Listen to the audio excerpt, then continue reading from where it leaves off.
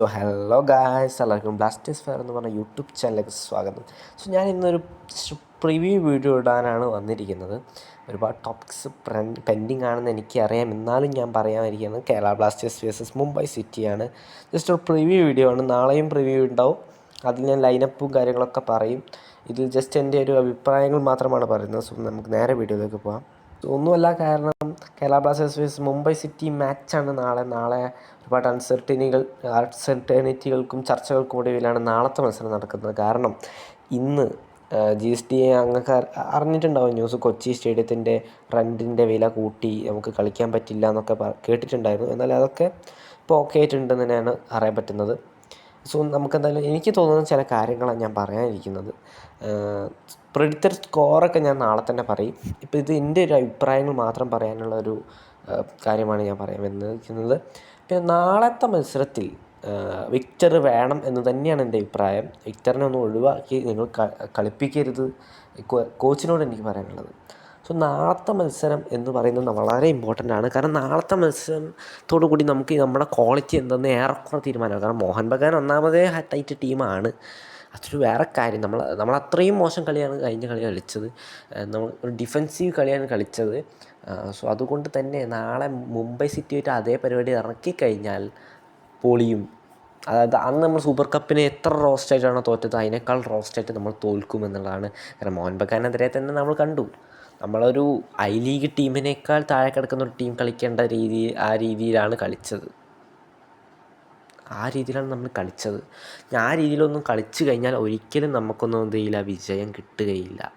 നാളെ ഞാൻ ഉറപ്പായാലും പറയുന്നത്, നമ്മുടെ മിഡ്ഫീൽഡർ ആയിക്കൊണ്ട് നമുക്ക് മറ്റേ മാർലോൺ എന്തായാലും വേണം, നമ്മുടെ ജർമ്മൻ താരം. പിന്നെ കെവിൻ യോക്കയും എന്തായാലും വേണം. കാരണം നല്ല 2 പ്ലെയേഴ്സാണ്.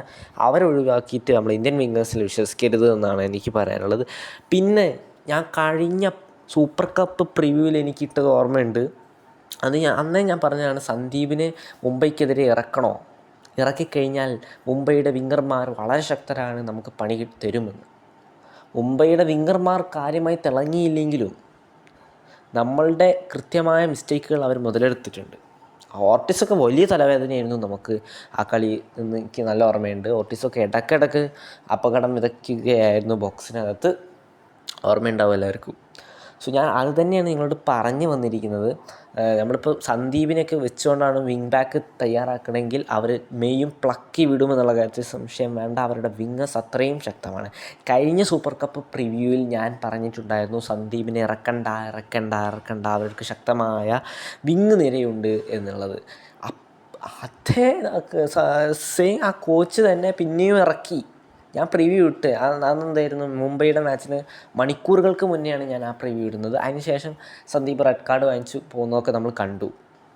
അതുകൊണ്ടാണ് പറയുന്നത് സന്ദീപിനെ ഇറക്കരുത്. കാരണം അവിടെ നമുക്ക് മറ്റു പ്ലേയേഴ്സിനെ ട്രൈ ചെയ്യാം. കുറച്ചും കൂടി എക്സ്പീരിയൻസ്ഡ് പ്ലേയേഴ്സിനെ ബിഘാഷിനെയൊക്കെ വെച്ച് ട്രൈ ചെയ്തോളൂ.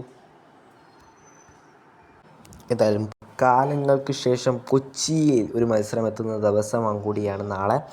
പക്ഷെ എന്തായാലും ആരാധകർക്ക് നല്ലൊരു വിജയം സമ്മാനിച്ചാൽ, നല്ലൊരു റിസൾട്ട് സമ്മാനിച്ചിട്ട് വേണം ഈ ടീം അവിടെ നിന്ന് മടങ്ങാനെന്ന് എനിക്ക് പറയാനുള്ളൂ. നല്ലൊരു കളി കളിക്കണം നമ്മൾ. അല്ലാതെ എന്തെങ്കിലുമൊക്കെ കാണിച്ചു കൂട്ടിയാൽ, കഴിഞ്ഞ മോഹൻ ബഗാനെതിരെ കളിച്ച പോലെ ഡിഫെൻസീവ് ഒന്ന് ഇരുന്ന് കളിച്ചു കഴിഞ്ഞാൽ അടി നിന്ന് മേടിക്കുകയുള്ളൂ. ഇതും കൂടി തോറ്റു കഴിഞ്ഞാൽ എനിക്ക് ഉറപ്പാണ് കറ്റാല സാക്കാവും. അടുത്ത സീസൺ കറ്റാല വേണ്ടെന്ന് ഞാൻ പറയും. കാരണം കറ്റാലയ്ക്ക് ഇപ്പോൾ ഒരുപാട് അവസരങ്ങളായി കിട്ടുന്നു. അടുത്ത കളിയിൽ തീർച്ചയായും കെവിൻ യോക്കക്ക് ഫുൾ ടൈം അവസരം കൊടുക്കണമെന്നാണ് എൻ്റെ അഭിപ്രായം. കെവിൻ യോക്ക് അടിപൊളി പ്ലെയർ. പിന്നെ അദ്ദേഹത്തിന് നമ്മൾ ഡിഫൻഡറായിട്ടുള്ള ഒമയെ അങ്ങനത്തെ ഒരു പേരല്ലായിരുന്നോ, അദ്ദേഹത്തിനും കൂടി അവസരം കൊടുക്കണമെന്നുള്ളതാണ്. നമ്മുടെ ആഫ്രിക്കൻ സെനഗൽ താരത്തിനും കൂടി അവസരം കൊടുക്കണം, എന്നാലേ നമുക്ക് കൃത്യമായ മത്സരം. വിക്ടറിനും നാളെ അവസരം കൊടുക്കണം എന്നുള്ളതാണ്. ഞാനിപ്പോൾ വീഡിയോ ഇട്ടുകൊണ്ടിരിക്കുമ്പോൾ ഒരു സ്ട്രൈക്കറിനെ സൈൻ ചെയ്യപ്പെട്ടിട്ടുണ്ട്. അങ്ങനെ എന്തോണ് പേര്, സ്കോട്ടിഷ് താരമാണ്. അദ്ദേഹത്തിൻ്റെ കാര്യം നമ്മൾ പിന്നെ ഇടും. ഇപ്പം നമുക്ക് കളിയെ പറ്റി സംസാരിക്കാം.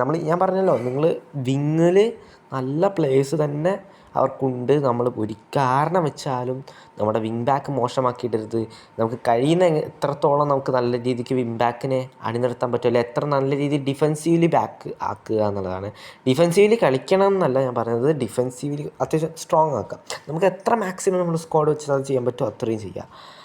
പിന്നെ അറ്റാക്കിങ്ങും കൂടി നിങ്ങൾക്ക് കൊണ്ടുപോവുക എന്നുള്ളതാണ് എനിക്ക് പറയാം. ഓട്ടീസൊക്കെ നാളത്തെ മത്സരത്തിൽ ഉണ്ടാവില്ല എന്നുള്ളതാണ്. ഓട്ടീസ് ഇല്ലാത്ത വലിയൊരു കാര്യം തന്നെ.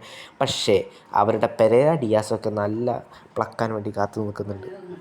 നമ്മളാണെങ്കിൽ ഒരു മത്സരം തോറ്റിട്ടും അവരാണെങ്കിൽ അവർ ലാസ്റ്റ് ചെന്നൈയുമായിട്ട് ജയിച്ച് ഒരു ഗോളിന് ജയിച്ചിരിക്കുകയാണ്, നമ്മൾ 2 ഗോളിന് തോറ്റിരിക്കുകയാണ്. അതിൻ്റെ ഒരു ഡിഫറൻസ് കൂടി ഉണ്ടാവണം, ഓർത്ത് വെച്ചോളുക. അവർ ചെന്നൈയായിട്ട് വളരെ ഗംഭീരമായി ജോണി കോക്കു അദ്ദേഹത്തിൻ്റെ കാര്യം അവരുടെ ടീമിൽ നമ്മൾ വളരെ ശ്രദ്ധിക്കേണ്ട ഒരു താരം തന്നെയാണ് ജോണി കോക്കു. നമ്മൾ തീരെ നോക്കിയില്ലെങ്കിൽ അദ്ദേഹം വലിയൊരു പണി തരുമെന്നുള്ളതാണ്. മാത്രമല്ല പെരേര ഡിയാസ്, അദ്ദേഹത്തിൻ്റെ കാര്യം ഞാൻ പറയാതെ വിടില്ല. കാരണം നമ്മൾക്ക് അത്രയും ഫേവറേറ്റ് പ്ലെയറാണ്. പക്ഷേ എന്താ പറയുക, നമുക്കൊരു തലവേദന ഉണ്ടാക്കുക. എനിക്ക് അദ്ദേഹത്തിൻ്റെ കളി കാണാൻ അത്യാവശ്യം ഇഷ്ടമാണ്. കാരണം അദ്ദേഹം ഒരു ക്ലിനിക്കൽ ഫിനിഷർ, അതായത് ബോളൊന്നും അധികം കയ്യിൽ വെക്കുന്നത് ഞാൻ അധികം കാണാറില്ല. ഉണ്ടായിട്ടുണ്ട് നമുക്ക് കേരള ബ്ലാസ്റ്റേഴ്സ് വളരെ ക്രിയേറ്റീവായ മൊമെൻറ്റ്സ് ഉണ്ടായിട്ടുണ്ട്. പക്ഷേ അതിൻ്റെ ഫിനിഷ് എന്ന് പറയുന്നത് ദാറ്റ്സ് ക്രേസി ഫിനിഷ്. എനിക്കത് ഭയങ്കര ഇഷ്ടമാണ്. പക്ഷേ നമ്മളുടെ ടീമിനെതിരെ ആകുമ്പം അതൊരു ചെറുതായി നോവും.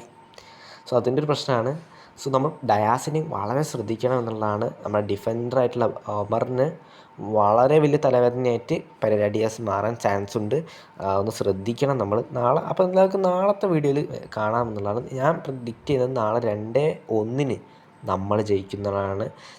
തോൽക്കുകയാണെങ്കിൽ നമ്മളൊരു 1 ഗോളിനോ 2 ഗോളിന് നമ്മൾ 2-0 നമ്മൾ തോൽക്കും. അതാണ് എൻ്റെ പ്രഡിക്ഷൻ. സോ ഇത്രയുള്ള വീഡിയോ. ബൈ.